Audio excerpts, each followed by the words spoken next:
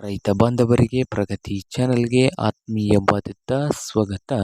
ಇಂದಿನ ಈರುಳ್ಳಿಯ ಮಾರುಕಟ್ಟೆಯ ದರವನ್ನು ನೋಡಿಕೊಂಡು ಬರೋಣ. ಇನ್ನು ಯಾರು ಹೊಸದಾಗಿ ನಮ್ಮ ಚಾನಲ್ನ ನೋಡ್ತಾ ಇದ್ದರೆ ಚಾನಲ್ನ ತಪ್ಪದೇ ಸಬ್ಸ್ಕ್ರೈಬ್ ಆಗಿ.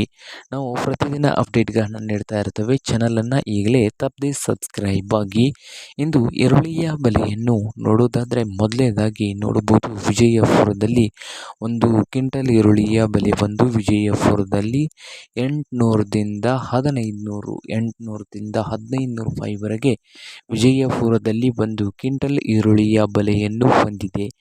ಹಾಗೆ ಚಿಕ್ಕಬಳ್ಳಾಪುರದಲ್ಲಿ ನೋಡೋದಾದರೆ 1200ದಿಂದ 2000, 1200ದಿಂದ 2000 ರೂಪಾಯಿವರೆಗೆ ಚಿಕ್ಕಬಳ್ಳಾಪುರದಲ್ಲಿ ಒಂದು ಕ್ವಿಂಟಲ್ ಈರುಳ್ಳಿಯ ಬೆಲೆಯನ್ನು ಹೊಂದಿದೆ. ಬಾದಾಮಿಯಲ್ಲಿ ನೋಡೋದಾದರೆ 1100 ರೂಪಾಯಿದಿಂದ 1800, 1100ದಿಂದ 1800 ಬಾದಾಮಿಯಲ್ಲಿ ಒಂದು ಕ್ವಿಂಟಲ್ ಈರುಳ್ಳಿಯ ಬೆಲೆಯನ್ನು ಹೊಂದಿದೆ.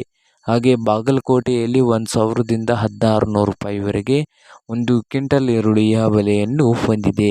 ಹಾಗೆ ಹುಬ್ಬಳ್ಳಿಯಲ್ಲಿ ನೋಡೋದಾದರೆ 1200ರಿಂದ 1900, 1200ರಿಂದ 1900 ಹುಬ್ಬಳ್ಳಿಯಲ್ಲಿ ಒಂದು ಕ್ವಿಂಟಲ್ ಈರುಳ್ಳಿಯ ಬೆಲೆಯನ್ನು ಹೊಂದಿದ್ದು, ಮೈಸೂರದಲ್ಲಿ 1200ರಿಂದ 2000, ಹಾಗೆ ರಾಯಚೂರದಲ್ಲಿ ನೋಡೋದಾದರೆ 800 ರೂಪಾಯಿದಿಂದ 1600 ರೂಪಾಯಿ, 800ರಿಂದ 1600 ರೂಪಾಯಿ ರಾಯಚೂರದಲ್ಲಿ ಒಂದು ಕ್ವಿಂಟಲ್ ಈರುಳ್ಳಿಯ ಬೆಲೆಯನ್ನು ಹೊಂದಿದೆ.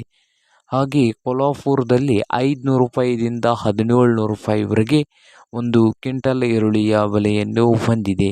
ಸಾಂಗ್ಲಿಯಲ್ಲಿ 500 ರೂಪಾಯಿದಿಂದ 2000 ರೂಪಾಯಿವರೆಗೆ ಒಂದು ಕ್ವಿಂಟಲ್ ಈರುಳ್ಳಿಯ ಬೆಲೆಯನ್ನು ಹೊಂದಿದೆ.